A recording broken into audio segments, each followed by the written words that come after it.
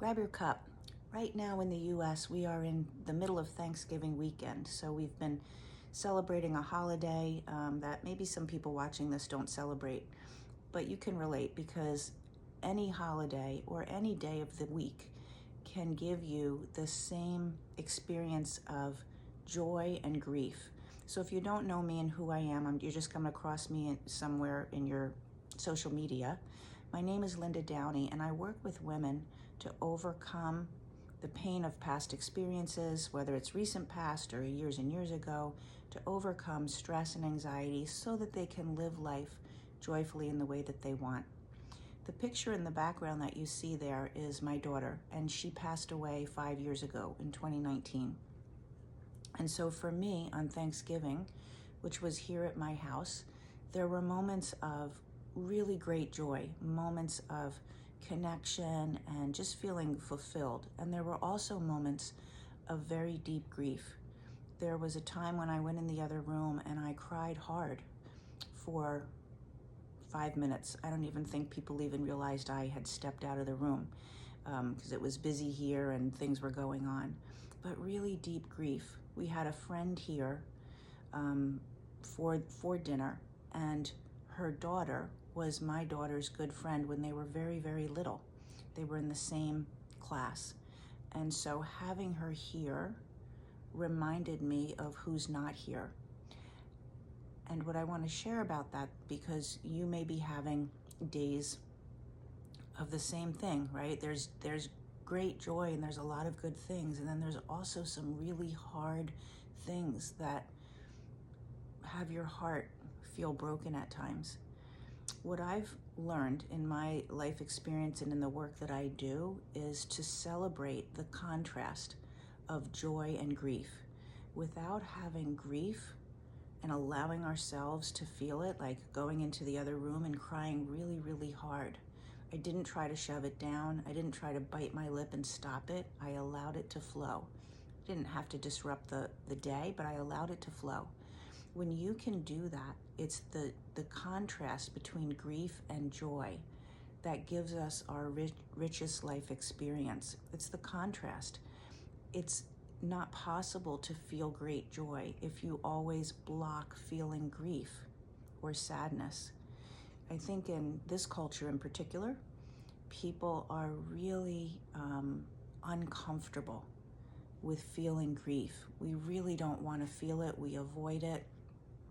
And some of the other emotions. And we want to stay in our comfort zone, and we always just want to feel good. And I get that. I totally get that. But being a human being means you're not going to always feel good. And if you can say, okay, how can I allow myself to feel that way? And then focus on the contrast so that you can get yourself back to the joy. I don't even see it as the low emotions and the high emotions necessarily. For me, it's more like they're all emotions. We're all capable of feeling a whole spectrum of emotions, and we're supposed to. But what makes the difference is people who decide to overstay their welcome in grief. People who decide the whole day is going to be a problem. I'm just going to lay on my couch and be sad all day. You can be sad as long as you want. But when you overstay your welcome, when you decide to set up camp or make a career out of the experiences and the emotions that go with them that are, I'm just going to say maybe more depleting. They're more depleting than fulfilling. And they also, once you get in a cycle of those emotions, you could put anger in there as well, resentment in there as well, shame. Once you set up camp and overstay your welcome in those emotions, you block yourself. You actually block other life experiences from coming. That'll be a different conversation over a different cup, maybe tomorrow, about how emotions and the patterns that we get in pull things to us in our life, pull other life experiences. So by putting yourself in certain patterns and staying there, you actually block the joy. You're not allowing other things to come, and you feel like that's how life always is. So I'm not talking about that, but I am talking about allowing yourself to feel things so that you can move through them. The intention is to move through them. And sometimes you have to intentionally do that. You have to say, okay, I'm going to be sad. I went in the other room, cried hard for 5 minutes, and then took a deep breath and said, I'm not here to be sad today. I'm here to connect and feel love. Let me go do that. So intentionally allowing the emotion to move through, and then getting yourself into a better feeling place, and then going and experiencing what else there is to experience.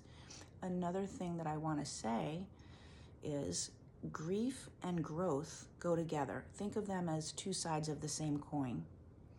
You cannot grow if you don't allow yourself to grieve, because in growth itself, you're going to have to let go of something. There's always something.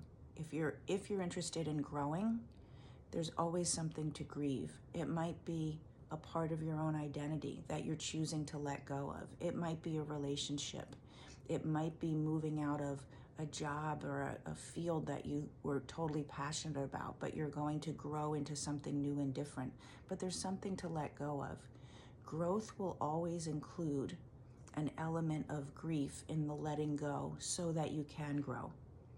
And then the flip side of that too is when you grieve, when there is grief to be felt, it's always an opportunity to grow if you choose it. If you overstay, you're welcome, and you set up camp, you stay in grief. But if you can look at whatever grief you are holding, whatever grief is there for you, and you can say to yourself, okay, how can I grow from this? What's the opportunity for me? And sometimes that's really hard to look at. We were on a coaching call yesterday with some of my clients, and we were talking about exactly that. Where is my opportunity to grow from this grief?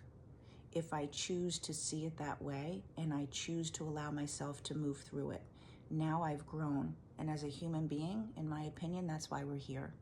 So if you're having any grief this weekend, put in the comments grief, just to acknowledge it somewhere. You don't have to say what it is. Just put in the comments grief, so that you acknowledge it's there and you're dealing with it, and your intention is to move through. If that's where you're at, put grief and take that first step on moving through it. And I hope you have a great weekend.